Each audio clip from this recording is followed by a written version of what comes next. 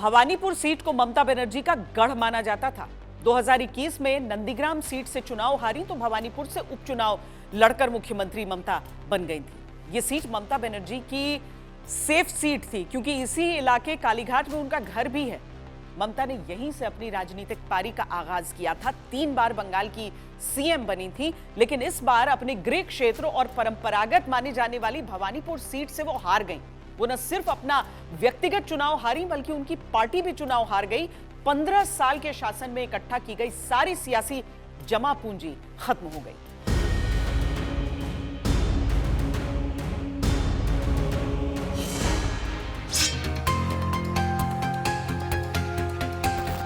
शुभेंदु अधिकारी 2 सीटों से चुनाव लड़े और दोनों से जीते।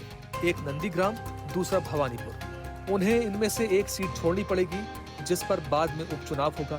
इसी तरह हुमायूं कबीर, रेजीनगर और नौदा सीटों से चुनाव लड़े और दोनों में उन्हें जीत हासिल हुई। एक सीट उन्हें भी छोड़नी होगी। इस सीट पर भी उपचुनाव होगा।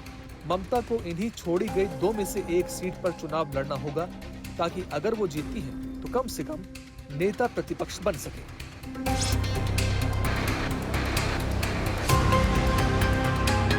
बंगाल गंवाने के बाद वो केंद्र सरकार के खिलाफ विपक्षी मोर्चा तैयार कर सकती हैं, लेकिन जिस तरह से वो हारी हैं, उससे उन्हें विपक्षी राजनीति का प्रमुख चेहरा बनना आसान नहीं होगा।